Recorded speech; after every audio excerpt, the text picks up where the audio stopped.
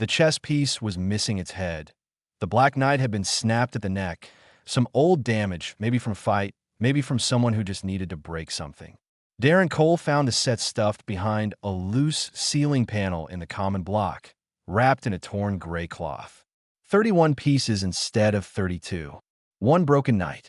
A magnetic board with a long scratch across the middle that he took it anyway. 2 years inside Vault Station, Oren had taught him that you keep what you find and you do not ask where it came from.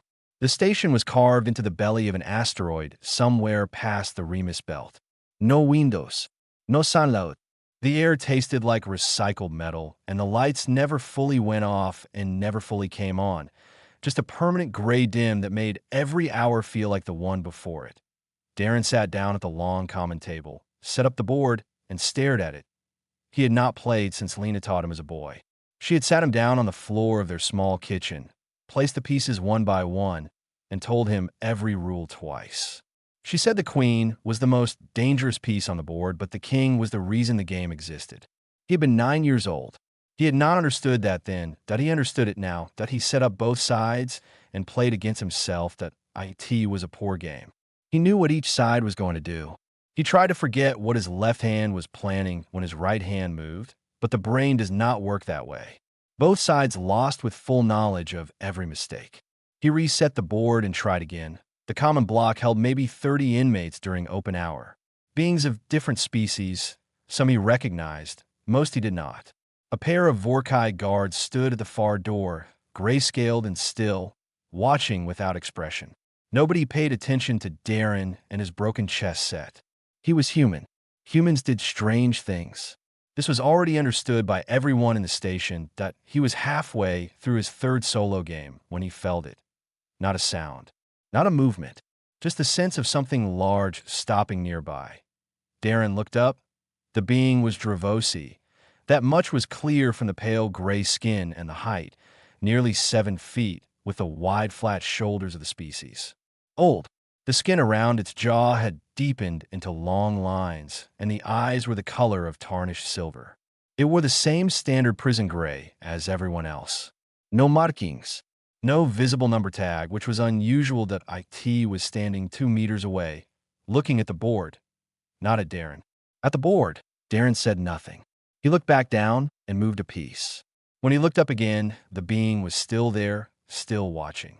Its eyes tracked the position of each piece with the slow and careful movement of someone reading a page they already know well. Then it walked away, in a word. No gesture. It moved to the far side of the common block and stood near the wall with its back to the room. And that was that. Darren watched it for a moment, then looked back at the board that he finished the game. His right hand won, which felt dishonest. He packed the pieces back into the gray cloth and left, but the last moment he stopped, thought about it, and left the board set up on the table. Mid-game. Pieces in position. He tucked the cloth and the extra pieces under the table edge and walked back to his cell, that he did not know why he did it. It was not a decision so much as an instinct. When open hour came the next morning and Darren walked back to the common block, the board was exactly where he left it. One piece had moved, that he stood over it for a long time. The moved piece was white, his side, the side he had been losing with. It had been placed in the one position that changed the entire shape of the game. A defensive move, but not a passive one. It was the kind of move that looked like retreat and was actually a trap being set 3 turns ahead. That IT was a better move than anything Darren had made in any of his games. He pulled out the chair and sat down. That he studied the board for several minutes. Then he made his response, the best counter he could find, which he suspected was still not good enough. He stood, left the board where it was, and walked to the meal line. That evening he looked for the tall gray Dravosi in the common block. The being was in the same spot near the far wall, standing, not eating, not talking to anyone. Darren watched it for a moment. That IT did not look back, but when Darren arrived the next morning, another piece had moved. Again, precise. Again, several steps ahead of where Darren's mind was. He sat down and answered.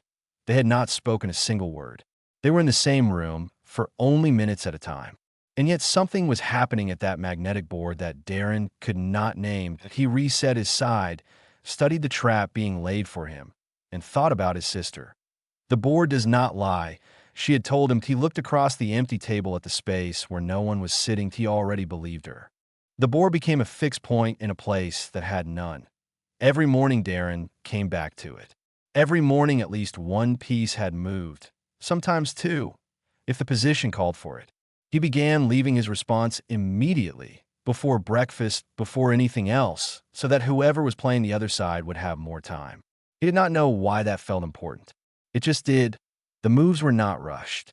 They were not experimental. Every play from the other side came from somewhere deep, old knowledge, the kind that does not come from reading, but from years of sitting across a board from people who would punish every mistake. Darren had played enough games against himself to know what amateur looked like. This was not that. He started writing the moves down on a torn strip of meal packaging. He mapped the pattern across 4 games and stared at it in his cell at night. Whoever was playing used an opening that Darren did not recognize. He had looked through every game in his memory and could not place it. It was structured like the old Earth classical forms, slow, architectural, building toward a center, but the timing was different. Compressed in some places, stretched in others. Like someone had learned the form and then quietly rewritten it over a very long time. He had a name for it in his head now. He called it the silent style. On the 8th day, the tall gray Dravosi sat down. It was not announced. There was no pause or moment of decision that Darren could see. One moment the being was walking past the table. The next it had pulled out the chair across from Darren and lowered itself into it with the careful movement of someone whose joints had learned patience. It looked at the board. Darren looked at the board. Neither of them spoke. The Dravosi reached out one long gray finger and moved a piece. Darren studied the position, made his answer. The game continued in silence. Real silence. Not the silence of strangers who had nothing to say, but the silence of 2 people who had found a language that required no words. An hour passed. Darren lost track of the other inmates, the guards, the low hum of the station's air systems. There was only the board and the mind on the other side of it, patient and deep, and playing at a level that forced Darren to focus in a way he had not focused on anything in 2 years. The Dravosi won. Not easily. Darren had pushed it into a corner in the middle game, and for a few moves he thought he actually had a chance. Then the position shifted in a way he did not see coming, and 3 moves later, it was over. Clean. Final. The Dravosi stood. It looked at Darren for the first time, directly. Silver eyes, steady and old, and carrying something that Darren could not quite read. Not hostility. Not warmth. Something more careful than either. It gave a single small nod. Then it walked away.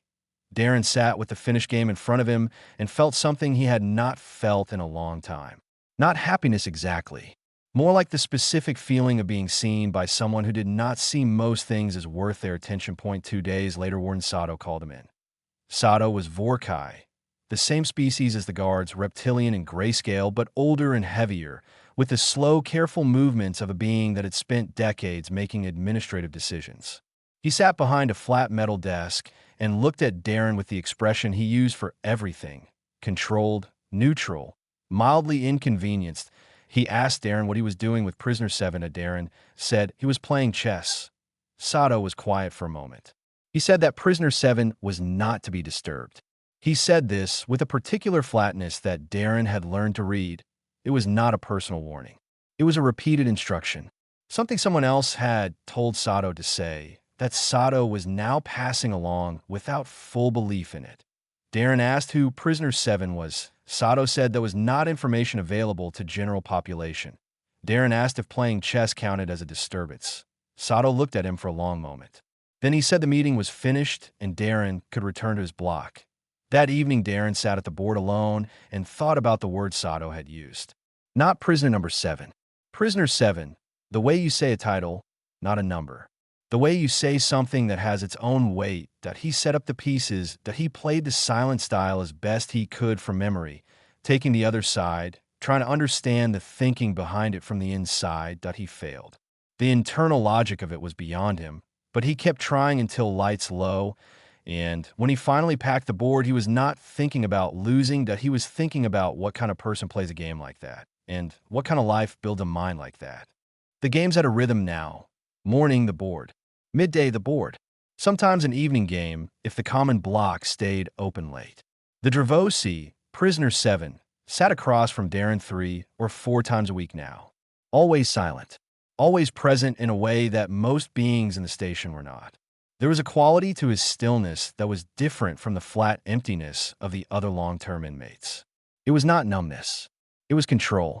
There was a difference, and Darren had spent enough time watching people to know it. He thought about his sister again, more than usual those days. Lena had been the one to figure people out. She could sit across from someone for 10 minutes and know what kind of person they were at the center. Not the surface behavior, not the words, but the actual structure of them. She said it was all in how they handled the moment when something went wrong. Anyone could be fine when things were fine.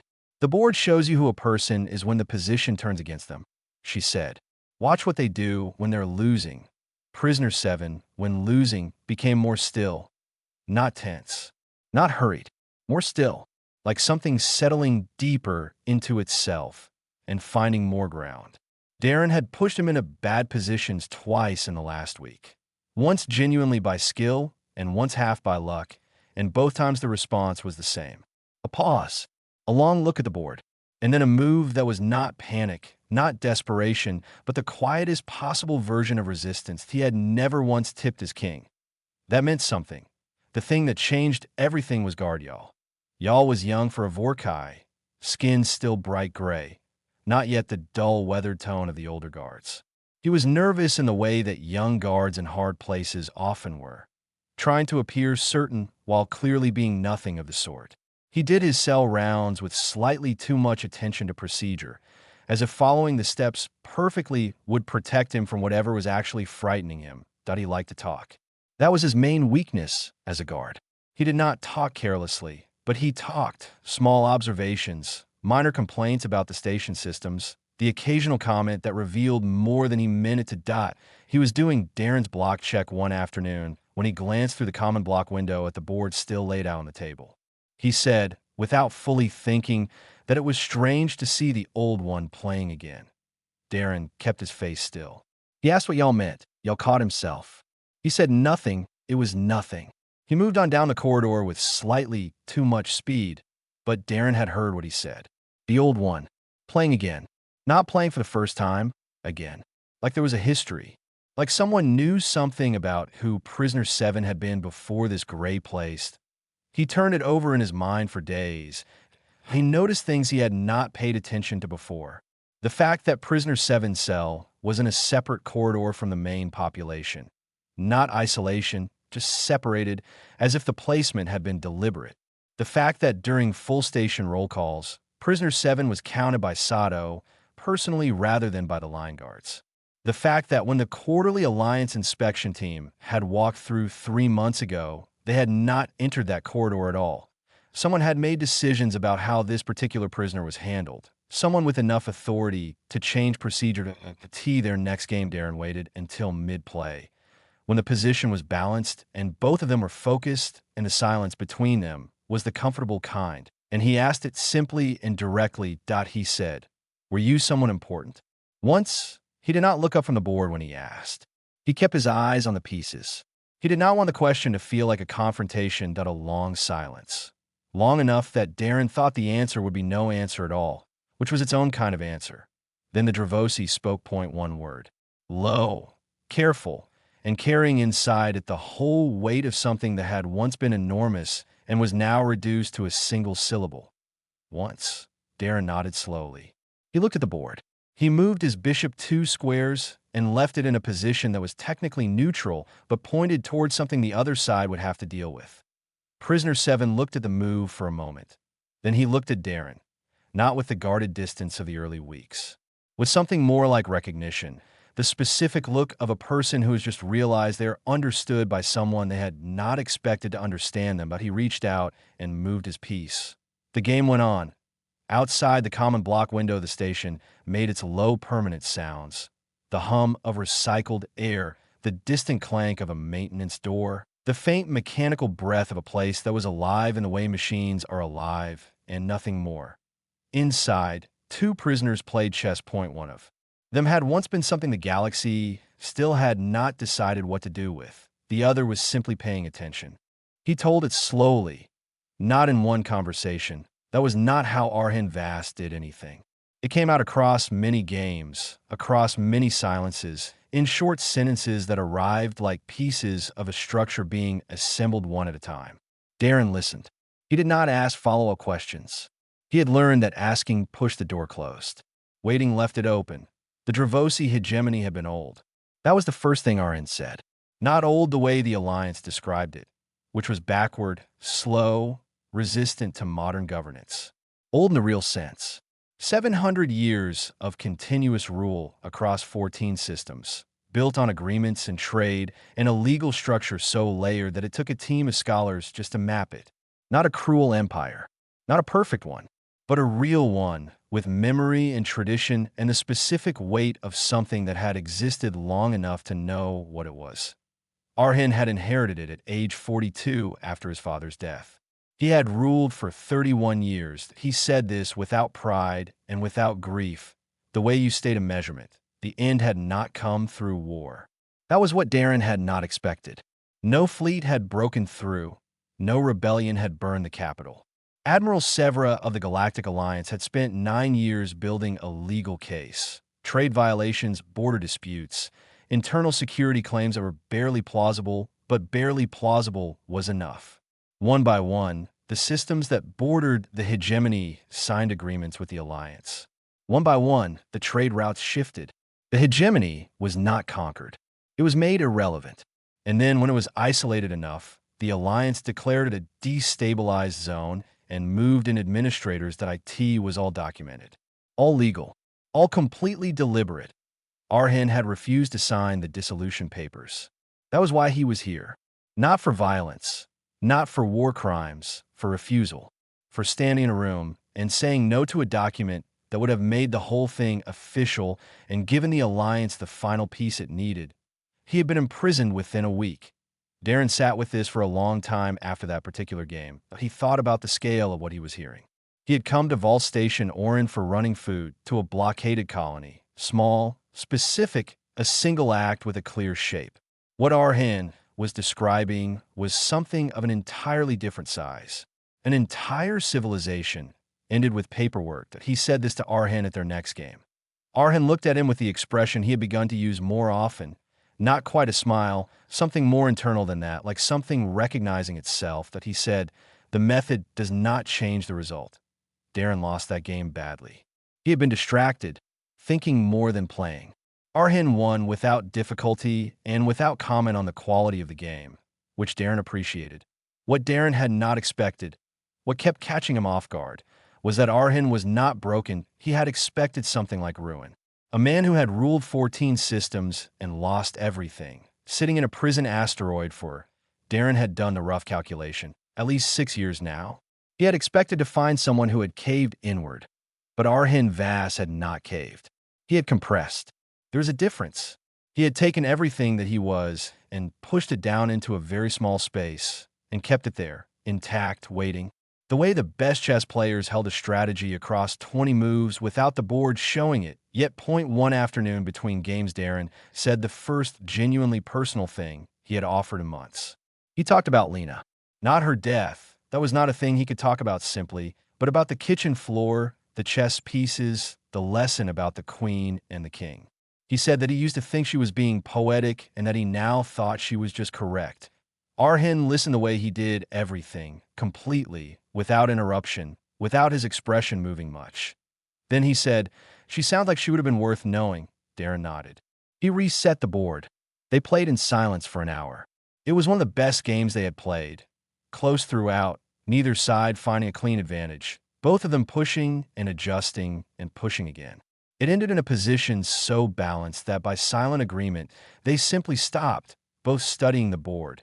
Neither looking for the kill that IT was the closest thing to a draw they had ever reached. Darren left that evening feeling something he did not have an easy word for. Not hope. Hope required a specific future to point at. Something quieter than that. The feeling of having been in the presence of something real in a place that was mostly made of nothing, that he did not know yet what was coming, that he slept soundly for the first time in weeks. The news moved through the station the way bad news always did in closed places, Not announced, not posted, just suddenly present in the air. Prisoner 7 was being moved. Darren heard it first from the meal line. A Vorkai inmate 2 places ahead of him said it to another in their own language, not knowing or not caring that Darren had picked up enough of the dialect in 2 years to follow simple sentences. Deeper facility. No communication. The phrase the inmate used was one Darren had heard once before, when another long-term prisoner had been taken away 18 months ago. That prisoner had not appeared in any transfer record. He had simply stopped existing inside the station. Darren put down his meal tray and walked to Sato's office. The door was open. Sato looked up with the expression he kept ready for interruptions, controlled, flat, and then something shifted slightly in it when he saw Darren's face. Darren asked him directly what the transfer order meant. Sato said transfer orders were administrative matters not subject to general disclosure. Darren said that he was not asking about general policy. He was asking about Arhin Vast, a silence that had texture to it. The name had not been spoken in this office before. Darren watched Sato's face for the reaction, and what he saw was not anger. It was something more complicated. Discomfort. The look of a being that had agreed to something a long time ago without fully examining what it would eventually require. Sato said the meeting was not scheduled. Darren said he knew. He asked anyway, was there a review process, a legal challenge, anything that could be filed? Sato said nothing for long enough that the silence became its own answer. Then he said that the order had come from Admiral Sever's office directly, that it was above his level, that there was no review process applicable to this classification of prisoner. Darren left. He went to the common block. The board was there. He sat down and looked at it and did not set up the pieces. That evening, he went to the cell corridor where Arhin was housed. The door was solid, no window, but there was a narrow gap at the base for meal delivery. Darren crouched down and said simply, through the gap, that he needed Arhin to hear something. He told him about the transfer order. He told him what the Vorkai phrase meant. He did not soften it. A long silence from inside the cell. Then Arhin's voice, low, even coming from somewhere not close to the door, as if he had not moved at all, he said, I have known for 3 days. Sato told me himself. Darren asked why he had said nothing. Arhin said, because it does not change the board position. Darren pressed his hand flat against the cold door. He said that was not how he saw it. He said that what had been done to Arhin's empire was done quietly, with no witnesses, and that the same thing was being done now, and he was not willing to let it happen quietly a second time. Arhin was silent for a moment. Then he said, what are you going to do? Darren told him that he was not a man with power. He had no legal standing, no connections, no leverage. What he had was a name, a real name, a true name, and a station full of beings from species that had once traded with, lived near, or served under the Dravosi hegemony. He was going to tell them. Arhin said, that will cause you trouble. Darren said, probably. Another silence. Then Arhin said quietly, you are a strange man, Darren Cole. Darren said, I've been told. He stood. He walked to the first inmate he trusted even slightly, an older Minvari 3 cells down who had once mentioned the hegemony trade routes with something like nostalgia, and he began to talk WY lights low that night. The name Arhin Vass was moving through Vault Station Orin for the first time in 6 years. Sato sat in his office with the transfer paperwork in front of him and did not sign it. Not yet. He had until morning. He read the form again. He thought about 2 figures at a chessboard, one of them without a title, one of them with too many, and both of them simply present in a way most of his inmates had stopped being. He set the form aside. He picked up his station report and began to write, slowly and with care, something he had not written in a long time, the truth of what he had seen. They came at mid-morning. 2 Alliance officers in the clean gray and white of administrative enforcement. Not soldiers, not military, the kind who carried documents instead of weapons because documents had always been enough. They arrived at the main intake corridor with a transfer authorization and the calm certainty of people who had done this before without difficulty. They found the corridor full, not loud, not violent, just full. Inmates standing on both sides, back against the wall, facing the center, silent. Species Darren did not know the names of his side species. He did. Old ones, young ones, beings who had not spoken to each other in months, standing now in the same space, facing the same direction. Point one of the officers stopped. He looked at the corridor. He looked at his colleague. Neither of them had been briefed for this. Warden Sato stood at the far end beside Arhin's cell door. His face was its usual careful flat, but his hands were still at his sides, not clasped behind him the way he stood when he was performing control. Just still. He had not told the inmates to move, and he was not going to. The officers walked forward. The cell door opened. Arhin Vass came out. That he was in the same gray prison clothes as everyone else.